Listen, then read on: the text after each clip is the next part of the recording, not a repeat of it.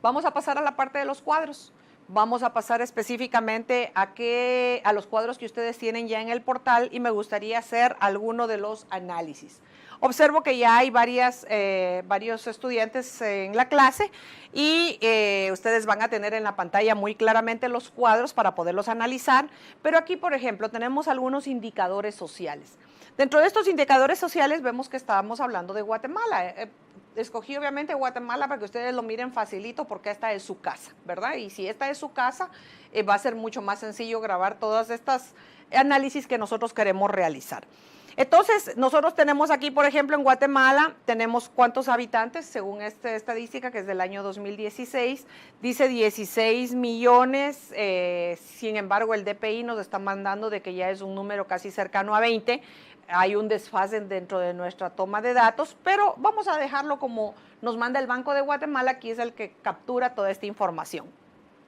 Tenemos 108.889 kilómetros cuadrados y tenemos una densidad de 152 personas por kilómetro cuadrado. Ahora, si nosotros vamos a hacer un análisis, nosotros observamos y decimos, bueno, ¿qué ha sucedido de pronto con México?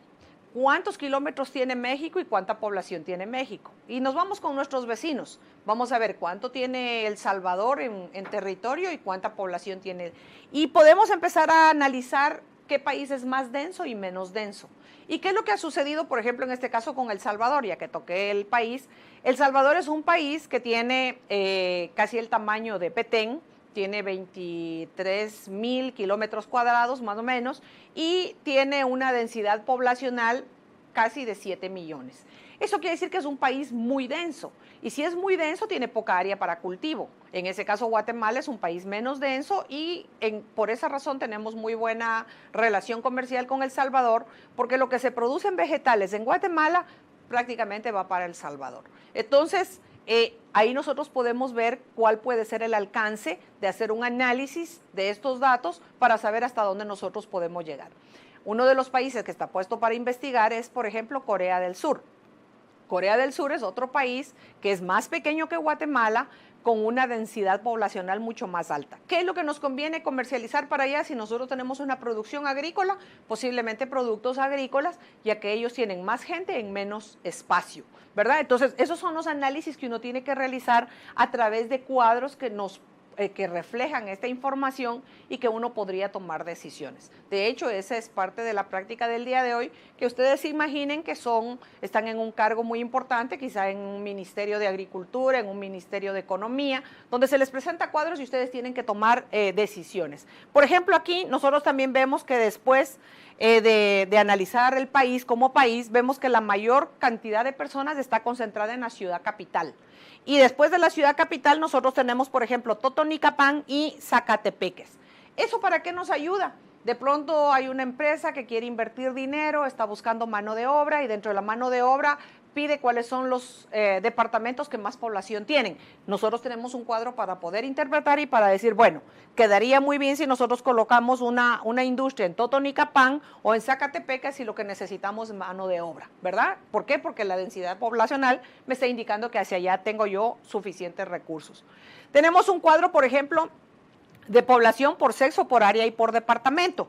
¿Qué sucede aquí? Nosotros aquí tenemos un indicador que Huehuetenango es el que más habitantes, por ejemplo, tiene.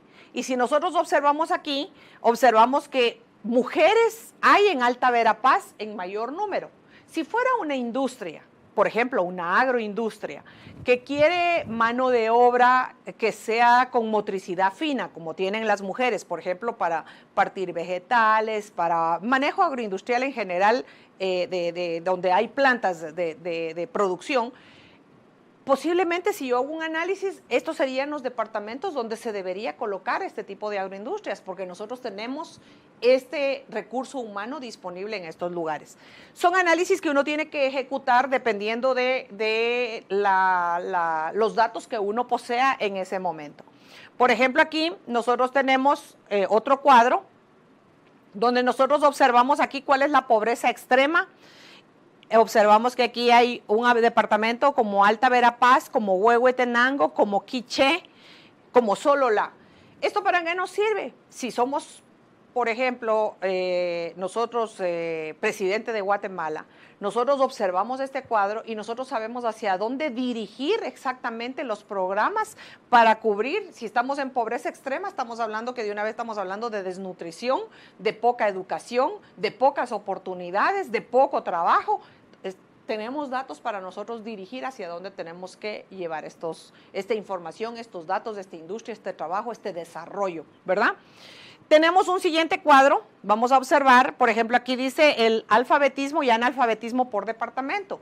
En este caso nos interesa saber, si nosotros somos Ministerio de Educación, cómo están los índices y hacia dónde debemos llevar esta información. Aquí nosotros podemos observar que los más altos presenta Chiquimula, te presenta Alta Verapaz y presenta Quiché, ¿ok? Entonces, en el caso de nosotros fomentar un programa educativo para lograr bajar los índices de analfabetismo en el país, nosotros hacia allá deberíamos dirigir este tipo de programas. Muy bien, tenemos otro, por ejemplo, un análisis de la inflación. Aquí me gustaría ver, ya observo varios estudiantes que están presentes. Me gustaría, vamos a observar algunos. Tenemos aquí a Adolfo, Ana Lucía, Cristian, Jason, Lucía, María José. Ok, tenemos a varios estudiantes. Ustedes me están escuchando y me gustaría, por ejemplo, que en el análisis de inflación observen del año 2011 al año 2016. Primero, observen estas cifras. Ahora, observen de arriba hacia abajo. Del año 2011, por ejemplo, hacia abajo, ¿cómo es que ha fluctuado?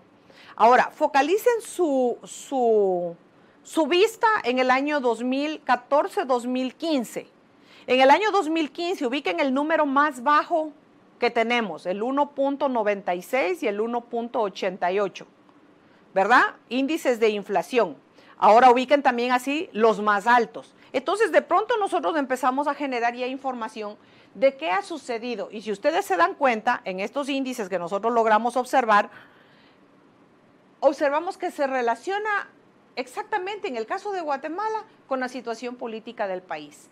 Cuando hay cierto temor, cuando hay cierta preocupación, cuando la política está inestable, también nos ha afectado directamente en los precios. Y esto se relaciona con el siguiente cuadro, que es la actividad económica. ¿Qué ha pasado con la actividad económica? Nosotros tenemos el índice de confianza. ¿Cuándo hay más confianza para invertir? Cuando la política está más estable. Por ejemplo, nosotros observemos aquí que en el año 2012 hay un índice de confianza, el más alto de la tabla, de 79.78. ¿Qué sucedía en el año 2012? Nosotros empezamos a hacer un análisis, ¿qué es lo que sucedía? ¿Por qué generó tanta confianza para invertir? De hecho, si fuéramos nosotros estadistas, estaríamos buscando todos los elementos para tratar de volverlos a repetir y mantener un índice de confianza tan alto. Pero también aquí tenemos otra línea que nos indica qué ha pasado en el año 2014 y 2015 y por qué estos índices han bajado incluso hasta el 21.67, 28.68, de haber tenido un 79. Y quizá alguien de ustedes se recuerda algo y me cuenta qué es lo que sucedió en el año 2014, 2015. A ver si alguien se recuerda. Hubo el descubrimiento de la red de corrupción en la SAT. Perfecto, perfecto, es la respuesta correcta. Cuando hay un descubrimiento y dentro de eso están involucrados hasta las más altas autoridades, la gente tiene desconfianza. Entonces dicen, no, yo ya no quiero invertir. A nivel extranjero dicen, no, mejor que se solucione el problema y luego yo invierto. Entonces, está muy relacionado con qué es lo que iba evolucionando en el país este índice de confianza. Por ejemplo, aquí tenemos una tabla de combustibles. Observen ustedes la tabla de combustibles. Me gustaría que ustedes analizaran, por ejemplo, por años, ¿verdad? Desde el 2011 al 2016 y también pudiéramos analizar hacia abajo. Nosotros vemos, por ejemplo, los totales del consumo de combustibles. Vemos que en el año 2011 había 26.880 y vemos que este valor sube poquito, pero va subiendo y de pronto en el año 2016 baja, ¿verdad? Nosotros tenemos del año 2015 de 32.000 al 2016 que ha bajado a 27. ¿Qué es lo que pudo haber sucedido en esta etapa? ¿Qué piensan ustedes que pudo haber sucedido y por qué el consumo de combustibles de pronto bajó?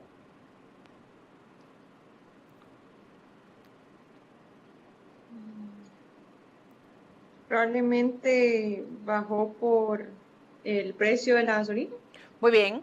Un indicador es, por ejemplo, el precio de la gasolina, y el precio de la gasolina está muy asociado con el precio a nivel internacional del petróleo. Y el petróleo está relacionado con el precio de la producción de los países, sobre todo de la Organización de Países Productores de Petróleo, ¿verdad?, de la OPEP, donde ellos marcan una cuota, y si se produce más o se produce menos, obviamente el petróleo entra a la oferta y la demanda, ¿verdad?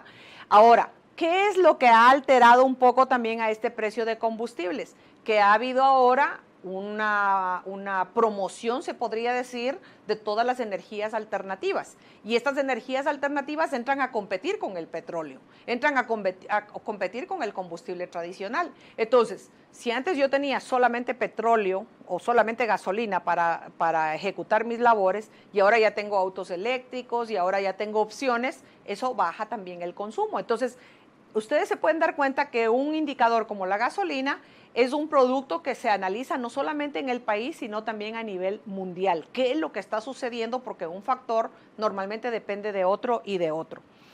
Tenemos aquí, en cuanto al precio internacional del petróleo, algo que les comentaba, tenemos, por ejemplo, qué ha sucedido en el año 2011. Observen ustedes en el año 2011.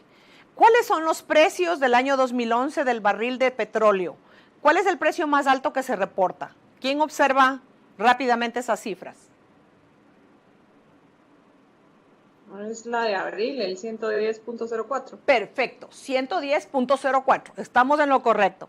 Nosotros observamos ese precio por barril de petróleo y observamos que todos los precios en forma general en el 2011 son precios que van entre 80, 90 y 100, precios bastante altos. Ahora pasen ustedes al 2016 y hagan una observación y una comparación. ¿Qué pasó con el barril de petróleo?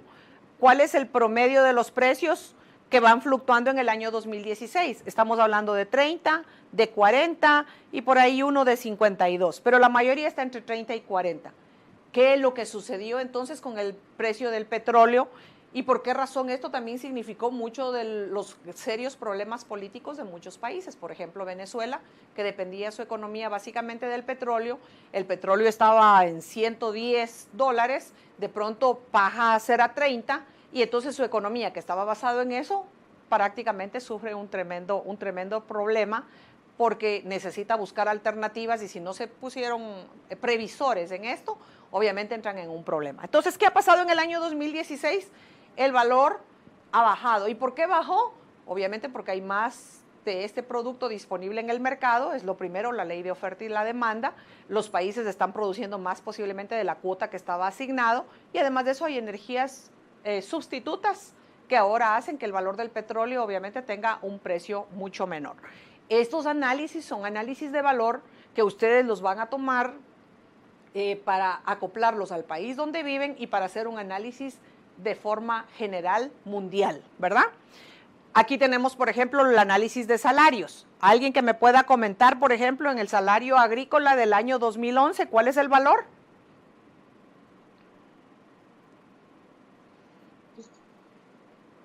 $63.70. Perfecto. ¿Y en el año 2016, cuál es el valor?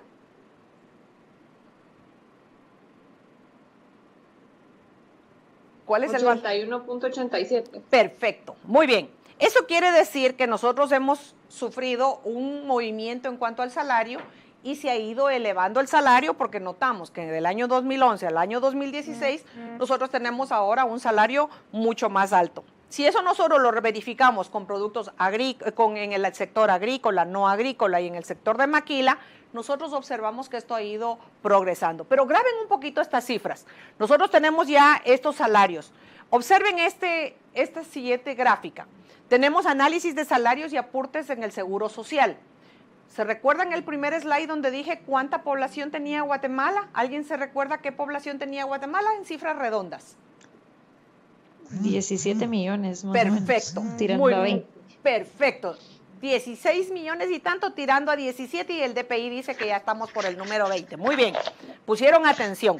Ahora ustedes observen este análisis que nos da el Banco de Guatemala en cuanto a los aportes al Seguro Social. ¿Quién aporta al Seguro Social?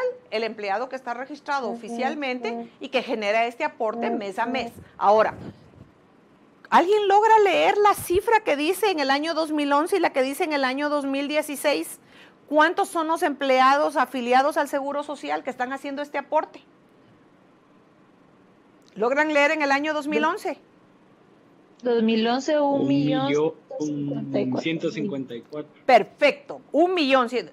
¿Cuánto dice en el año 2016? 1.295.000. Perfecto. Si nosotros podemos darnos cuenta, no hay gran diferencia entre el uno y el otro año. Cuando nosotros estamos hablando de un periodo prácticamente de 6 años, el número no ha cambiado sustancialmente. ¿Y cuántos habitantes tiene Guatemala?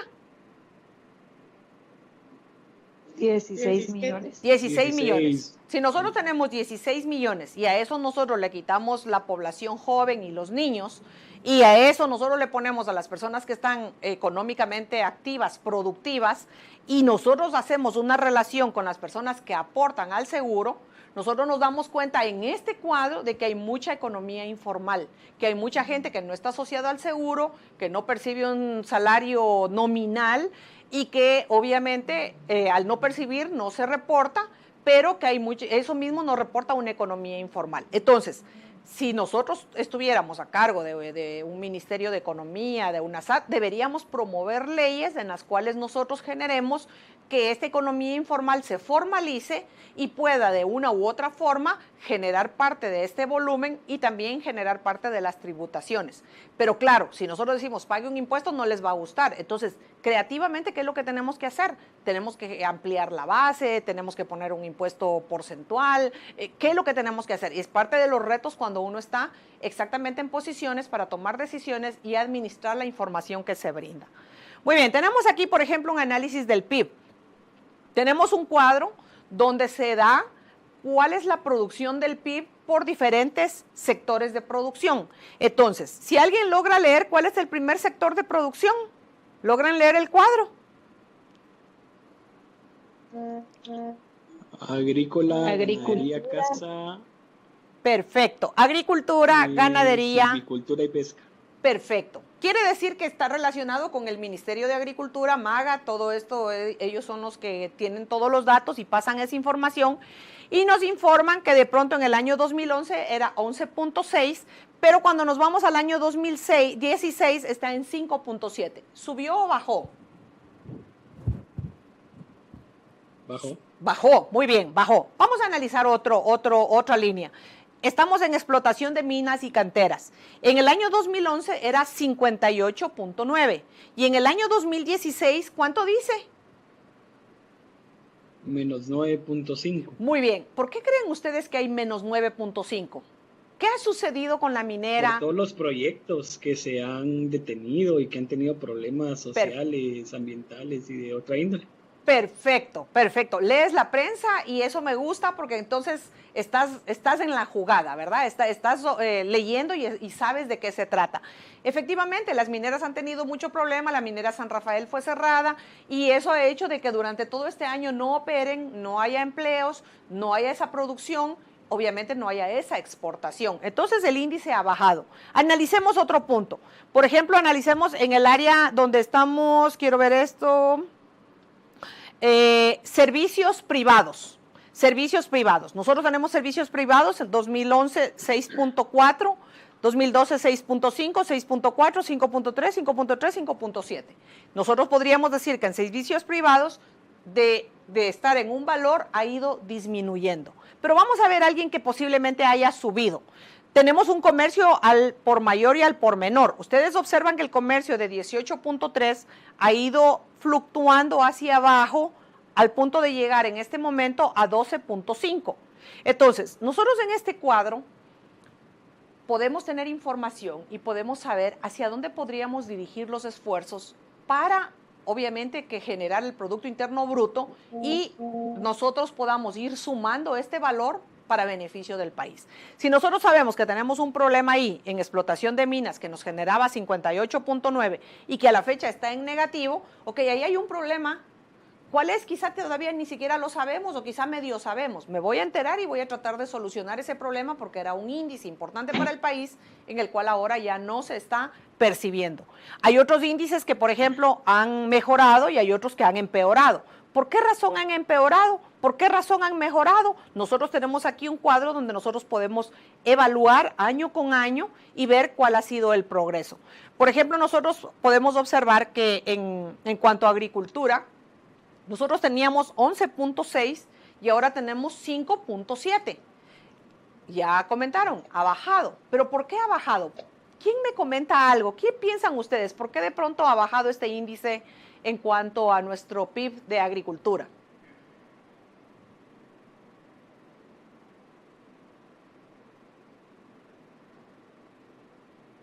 Yo creo, ingeniera, que es por los cambios climáticos. Se han visto afectadas varias cosechas y por lo tanto no van a pasar la calidad para ser exportadas. Muy bien, cuando nosotros hablamos de cambio climático, estamos hablando en general de que estos problemas, nosotros no tenemos una producción bajo invernaderos en Guatemala como lo tienen en Israel. Nuestra producción es al aire, ¿verdad? Es al ambiente, ¿verdad? Es libre. Entonces, si llueve demasiado, si hace demasiado viento, si cualquier situación climática que pase, a nosotros nos va a afectar directamente en nuestra producción. La forma de controlarlo para nosotros es mínima. Eso quiere decir que va a dañar nuestros cultivos y la gente ha decidido que no quiere arriesgar demasiado. Entonces ha cambiado de ese uso de la tierra, qué sé yo, lo renta. Además de eso, la población en Guatemala sigue creciendo muy rápidamente. Cada vez empieza a competir. Esa tierra que antes era agrícola, ahora ya deciden que mejor lotifican y generan casas. Entonces empieza a haber competencia por la tierra de la gente que quiere vivir versus la gente que quiere cultivar. No digamos los bosques, ya para los bosques va quedando cada vez menos espacio porque si hay bosque lo botan y ponen ganado o cultivan maíz, etcétera. Entonces, en Guatemala, por la cantidad de personas que somos, ha empezado una competencia increíble por el valor de la tierra. Por esa razón también ustedes, si saben comparar el valor de la tierra de diferentes países con Guatemala, en Guatemala es carísimo. El valor de la tierra aquí es muy alto y considero que es por la misma competencia que nos tenemos. Entonces, estos cuadros nos ayudan a nosotros a poder analizar bajo qué sectores están produciendo y a qué sectores nosotros deberíamos lanzar nuestra mirada y poner atención para poder mejorar este tipo de producciones. Tenemos otro cuadro, interno bruto per cápita. Un cuadro similar salió la semana pasada, pero salió de muchos países. Aquí nosotros tenemos solo de Guatemala. Y al hablar solo de Guatemala, nosotros tenemos desde el año 2011 al año 2016. ¿Cuánto era nuestro Producto Interno Bruto per cápita en el año 2011? ¿Quién lo lee? 3.239. Perfecto. ¿Y quién me lee el producto en el 2016? 4.154. Perfecto. Quiere decir que nuestro Producto Interno Bruto ha ido aumentando, ¿verdad? Ha ido aumentando progresivamente, no en grandes cantidades, pero sí ha ido aumentando. Y eso a nosotros nos da una tranquilidad en nuestra economía que no se ha parado y no ha ido para atrás, sino que en realidad sigue creciendo, ¿verdad? Y sigue creciendo por muchos factores. Les explicaba el comercio internacional, nosotros tenemos muy buenos tratados y tenemos acuerdos de cooperación, acuerdos de inversión, tenemos un acuerdo de asociación con Europa, estamos mandando para allá miel, banano y otro tipo de productos. Tenemos un acuerdo con Japón, donde se vende mucho nuestro café a muy buen precio. Tenemos nuestros mejores socios comerciales, que es El Salvador, para nuestra compra sobre todo de vegetales. Tenemos a Estados Unidos como un excelente socio comercial, de hecho el primero, tanto para importar como para exportar, y también tenemos a México. O sea que los países que nosotros tenemos en América nos hacen nuestro grueso de movimiento de nuestra economía. Entonces, eso nos da un indicador aquí de que nuestro Producto Interno Bruto dividido entre el número de habitantes nos da esta cantidad. Claro, la medida no es equitativa, porque aquí dice que para todos es igual, pero no, porque está distribuida de diferente forma, pero nos da una ligera forma rápida de percibir cuál es en realidad el producto de un país y poderlo comparar, ¿verdad? Si nosotros observamos que Estados Unidos tiene 57,000 dólares per cápita, versus Guatemala, que tiene 4,000, versus El Salvador, que tiene 3,800, versus México, que tiene 8,000, o versus Alemania, que tiene 47,000, o posiblemente Singapur, que tiene 58,000. Nosotros decimos, bueno, entonces, ¿en qué punto estamos, verdad? Porque entonces empezamos a asociar una cifra que es un poco más pequeña, pero más fácil de asociarla y compararla con diferentes países. Tenemos aquí un cuadro de exportaciones e importaciones. Nosotros aquí vemos las exportaciones. Solo una pregunta, doctora, Sí. con el tema del Producto Interno Bruto per cápita, ¿cuál es la base poblacional que se toma? O deberían de ser los censos, ¿no? Porque es como información validada, pero ya que aquí en Guatemala no se hacen tan frecuentes, no sé cómo, qué tan... Muy bien. Ajá, sí, sí. Muy bien, el sistema de estadística de Guatemala hace una estadística y año con año trata de sacar la cifra más acertada posible dentro de también su aproximación, porque aquí no se hacen censos, por ejemplo, periódicamente, no se hacen censos cada 4 años, ¿verdad? Para saber cómo creció la población. Si no hay un censo y dentro de ese censo se va sacando una proyección de cuánto es lo que va creciendo la población. Sin embargo, nosotros estamos conscientes que el mayor error que tenemos es que estamos haciendo una proyección de crecimiento bajo un índice, pero según nuestro DPI, que es el que cuenta exactamente cuántas personas somos para poder emitirnos el documento de identificación, manifiesta que está llegando a los 20 millones. Sin embargo, la cifra oficial que nos da el Banco de Guatemala es de 16,800,000, casi 17 millones. Entonces, para empezar, como Guatemala, nosotros tenemos un desfase y nosotros deberíamos en realidad generar un nuevo censo para actualizar ese tipo de información y en base a eso nosotros generar una nueva proyección.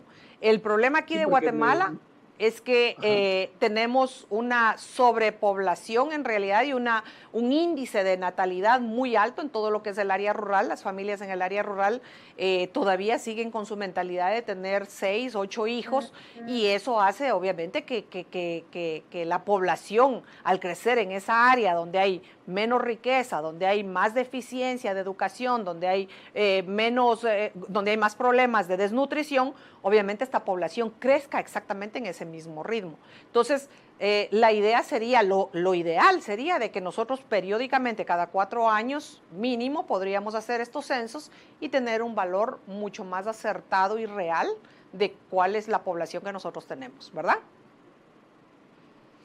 Ok, sí, porque seguramente este indicador puede ser un factor de decisión a la hora de invertir en un país u otro. Exactamente, exactamente. En este caso, lo que tú me estás comentando ya no son indicadores económicos, sino son indicadores sociales, ¿verdad? Que el indicador social me indica exactamente cuál es la tasa de natalidad, cuál es la tasa de mortalidad, o sea, ya son indicadores específicos para ver cómo está la sociedad en sí de un país, ¿verdad? Se relacionan mucho con el factor económico, sin embargo, el factor social me da otro tipo de indicadores que me dan otros parámetros que no se toman en cuenta exactamente en el indicador económico.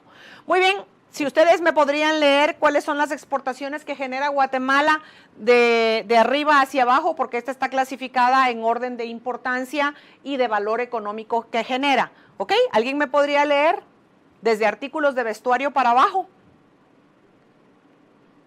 Artículos de vestuario, azúcar, banano, café, grasas y aceites comestibles, bebidas, líquidos, alcohólicos y vinagres, plomo, materiales plásticos y sus manufacturas, productos farmacéuticos, frutas frescas, secas o congeladas, piedras y metales preciosos y semipreciosos, manufacturas de papel y cartón y otros productos. Perfecto, muchas gracias. ¿Qué quiere decir? Que si nos vamos nosotros a la explicación que yo les di al inicio de la clase, nos vamos al comercio internacional, a productos y nos vamos aquí todo lo que estamos exportando. Ustedes acaban de leer esta fase donde estamos exportando y esta exportación nos genera año con año, aquí tenemos un indicador y vamos a generar el total. Y ese total es el que se está relacionando con el Producto Interno Bruto. Vamos a ver el siguiente cuadro. En este cuadro es una forma más gráfica, más bonita, más fácil de entender y es lo mismo que acabamos de leer. Vestuario, ustedes pueden observar que ahí está la porción más grande, azúcar, banano, café y todo lo que acaban de leer, ¿verdad? Entonces, hay que tener muy claro qué es lo que Guatemala tiene y qué es lo que Guatemala exporta. En el siguiente cuadro nosotros vamos a tener ya lo que Guatemala, bueno, ¿quiénes son en este caso los países, verdad? Los países que generan estas exportaciones, y nosotros tenemos como nuestros socios comerciales, ustedes pueden ver ahí algo que ya hablábamos, Estados Unidos, El Salvador, Honduras, Nicaragua, México. Eso quiere decir que nosotros comercializamos con todo Centroamérica.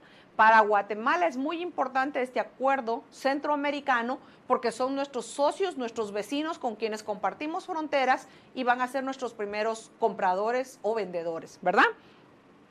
Tenemos aquí nosotros a Estados Unidos también como nuestro gran socio comercial, y aquí tenemos el valor de las importaciones, ¿verdad? ¿Qué es lo que nosotros compramos? ¿Qué es lo que nosotros importamos? Y nosotros, bueno, si alguien más me puede leer también, me gustaría, así como nosotros leímos las exportaciones, ahora vamos a ver las importaciones. Muy bien, ¿alguien que me ayude con la lectura? Bienes de consumo, no duraderos, semiduraderos, duraderos. Muy bien. Materias primas y productos intermedios. Muy bien. Para la agricultura, para la industria. Combustibles y lubricantes, materiales de construcción, bienes de capital para la agricultura, para la industria, telecomunicaciones y construcción, para el transporte y diversos. Muy bien, y cuando nosotros observamos ahora las cifras, muchas gracias por la lectura, nosotros ya sabemos lo que Guatemala necesita. Guatemala necesita estos bienes de consumo, estas materias primas, estos combustibles, materiales de construcción. Y cuando nosotros vamos a observar del año 2011 al año 2016, observamos en una forma general que ha crecido o que ha decrecido. ¿Qué observan ustedes? Ha crecido. Muy bien. Ha crecido. Ha crecido. Muy bien. Si tú me puedes contar, por ejemplo, en cuanto a bienes de consumo, la cifra del 2011 y del 2016. Digamos, sí han crecido. ¿Me puedes leer las cifras? Sí, en bienes de consumo el total 5.777, no Perfecto. duraderos 3.200. Perfecto. Duraderos 1.379 y duraderos 1.195. Muy bien. Por ejemplo, nosotros nos vamos a materias primas para la agricultura. Nosotros tenemos ahí una cifra que en el año 2011 era 555 y luego en el año 2012 subió, luego en el año 2013 subió, pero si ustedes observan qué pasó en el año 2016.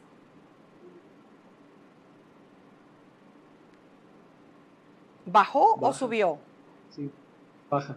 Bajó, muy bien, bajó, porque entonces si nosotros observamos dentro de esta misma línea, nosotros llegamos a 486, quiere decir que la cifra bajó. Entonces, nosotros podemos observar en el cuadro cuál ha sido este movimiento de las importaciones, qué es lo que nosotros estamos comprando. Muchas de esas tienen muchas causas, posiblemente producimos ya en el país o posiblemente la producción se detuvo. Esa área del sector agrícola quizá ya no está produciendo tanto, la gente decidió cambiar, ya no produce en agricultura, se pasó a ganadería o se pasó a qué sé yo, a servicios, y entonces esto hizo moverse este cuadro.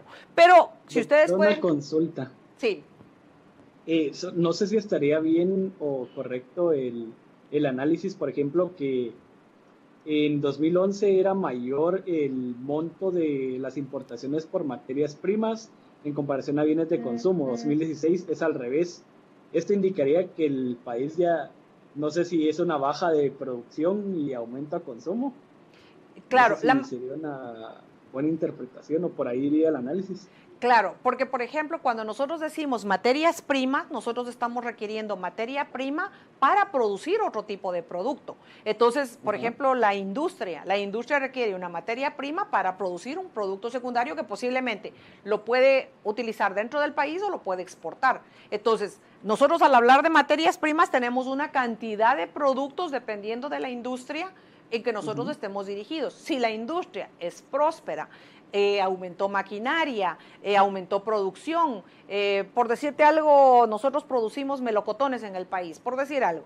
Y entonces, se unificaron en Chimaltenango todos los sistemas de producción y ahora todos producen un melocotón específico para esa industria. Entonces la industria creció, entonces ahora produce, en lugar de producir 100,000, ahora produce 200,000. Entonces obviamente necesita más latas, más melocotón, más fertilizante, más programas de fumigación para tener todo en óptimas condiciones para la materia prima, que sería en este caso el melocotón para producir un melocotón envasado. Entonces, aquí en materia prima reúne todas las materias primas que puede necesitar básicamente la industria para la producción de un producto ya terminado. Porque en este caso la materia prima no es un producto terminado, es un insumo para generar un producto terminado, ¿verdad? Muy bien, aquí ustedes pueden observar que también están los materiales de construcción y el resto de productos que nosotros hemos relacionado. Importante saber hacia dónde van las cifras más altas, cuál ha sido la evolución año con año, cuál es la evolución dentro de los productos que nosotros tenemos. Aquí tenemos otro cuadro, por ejemplo, valor de las importaciones por país vendedor. ¿Quién es el que nos vende a Guatemala? Y nosotros observemos aquí en el otro, ¿a dónde vendía Guatemala? Guatemala vendía a El Salvador, a México y sobre todo a Estados Unidos. Ahora, ¿quién le vende a Guatemala? Le vende a Estados Unidos, México, China, El Salvador, Costa Rica, Panamá, Colombia, etcétera. Ustedes lo pueden ver ahí. Sin embargo, volvemos a repetir de que Estados Unidos vuelve a ser nuestro mejor socio comercial. No solamente nosotros le vendemos, sino que también le compramos a él.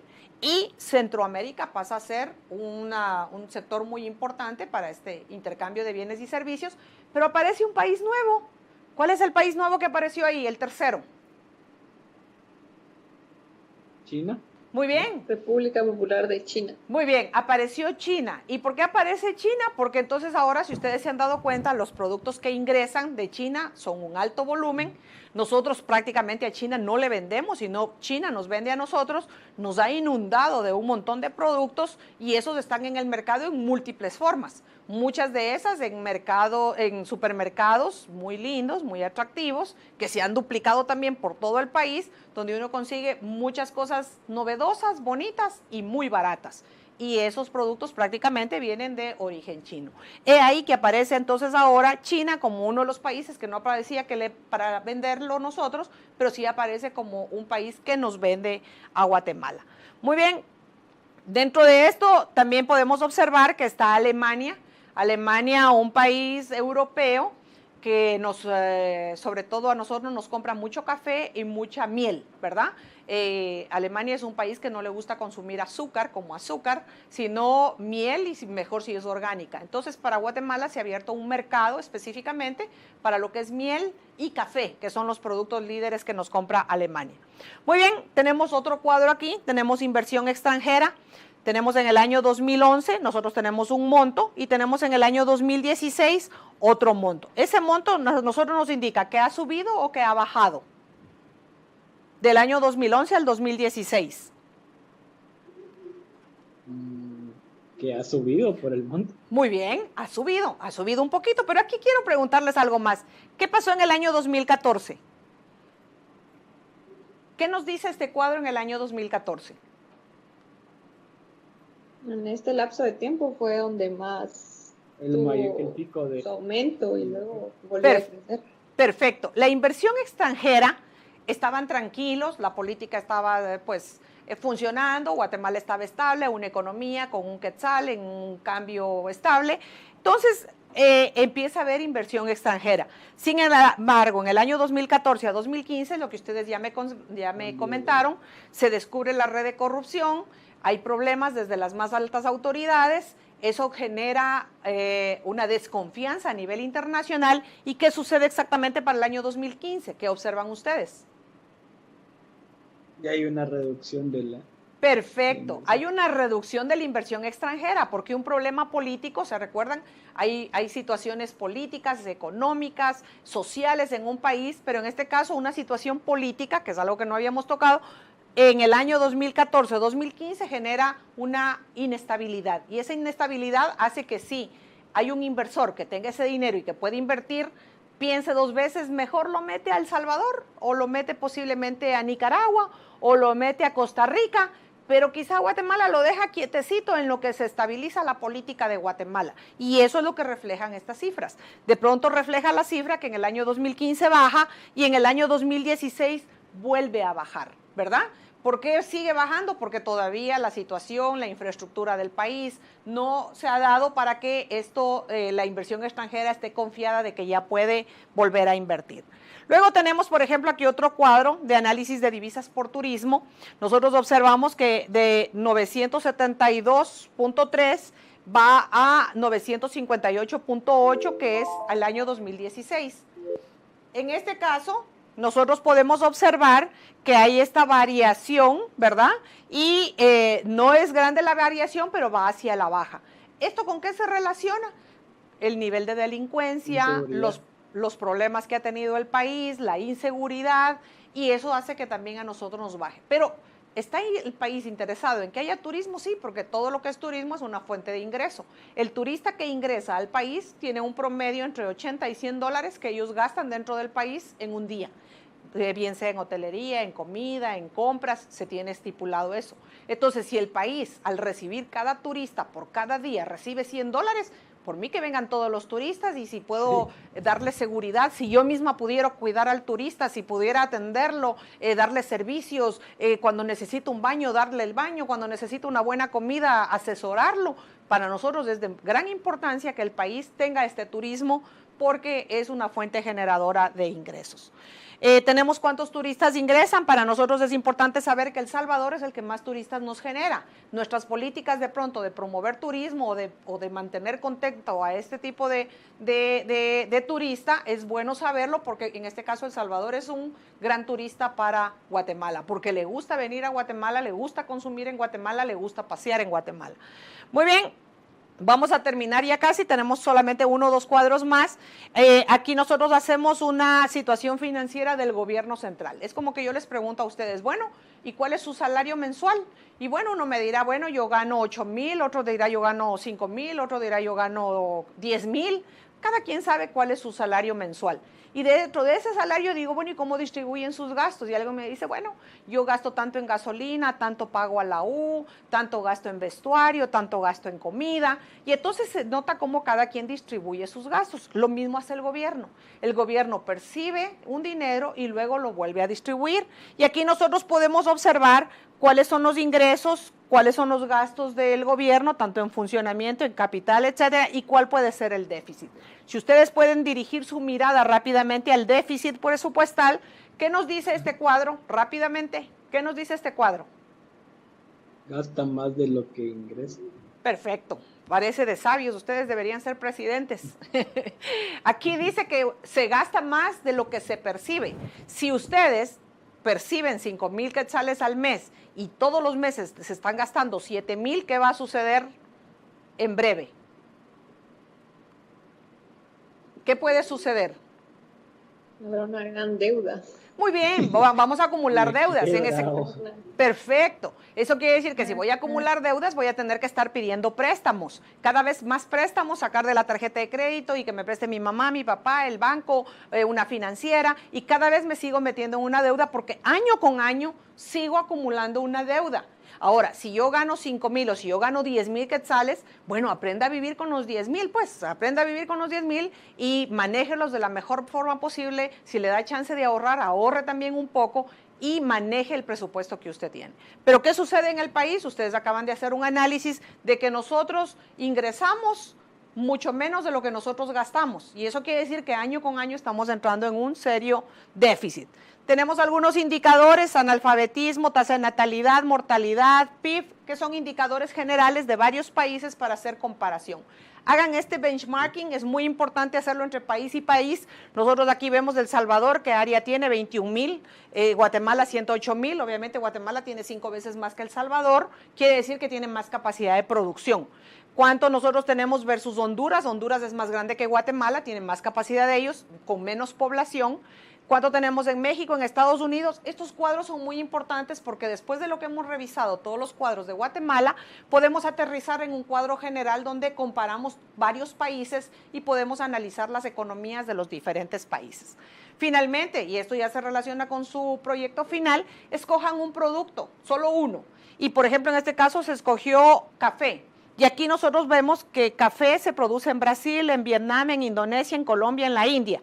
¿Qué sucede si en Brasil viene un problema se desborda, qué sé yo, el Amazonas y se lleva una cantidad de cafetales, por decir algo, o viene un problema serio de plaga y arruina los cafetales. Entonces, a nivel mundial, ese valor me fluctúa. Obviamente, si fue el problema en Brasil, entonces entra a participar Vietnam, Indonesia, Colombia, y ese valor de ese café para ellos va a ser mucho más cotizado porque la oferta de café, que el primer productor es Brasil, prácticamente está decaída por una plaga que le pegó. Entonces, es importante saber que a nivel mundial se analiza productos también, no solamente dentro del país, sino también con un cerebro amplio de cómo es lo que podemos analizar. Ustedes escojan un producto, generen un cuadro parecido y hagan un análisis de este cuadro dentro del proyecto que van a hacer.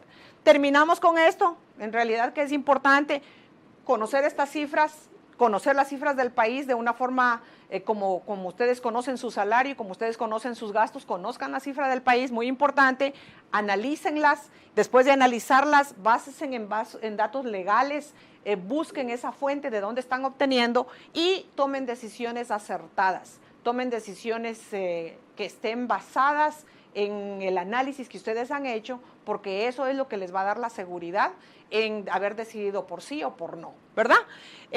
Si tienen alguna duda, se refieren